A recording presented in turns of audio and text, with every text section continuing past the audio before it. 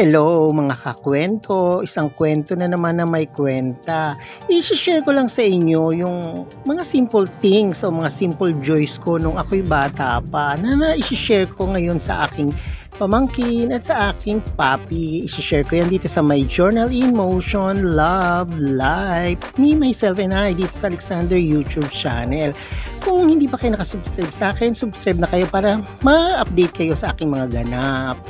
O ayan, i-share ko lang sa inyo, 'di ba? Nung maliliit pa tayo, meron tayong mga bagay na gusto na magpapaalala sa atin ngayong tayo may sapat na edad na.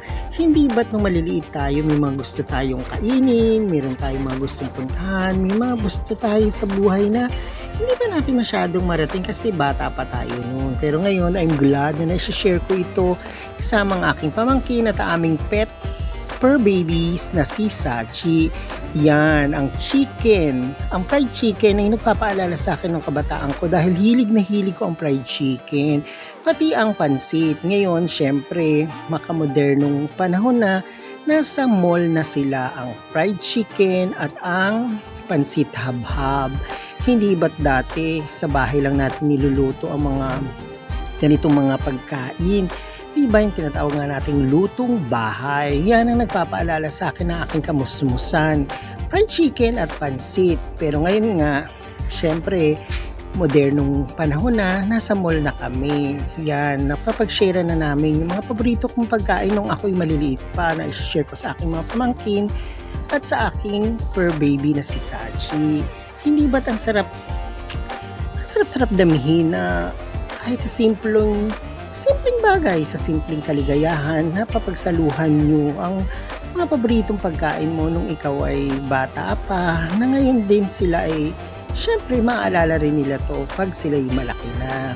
Diba? Ang sarap i-share yung mga maliliit na kaligayahan mo noon, diba? Dati fried chicken lang, tuwang-tuwa na tayo pag yan ang ulam natin sa bahay. Pero ngayon na i-share na natin siya sa ating mga mas mahal sa buhay.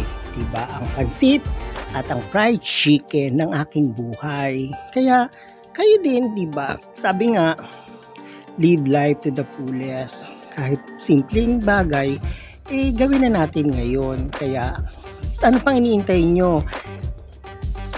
Let's celebrate life with our loved ones at sa sarili na rin natin, diba? Self-love. O ayan, wala na naman ako sa inyong maiiwan na yaman, pero meron akong mai-share sa inyong simpleng bagay para buhay naman natin kahit paano gumaan-gaan. Thank you for watching and God bless!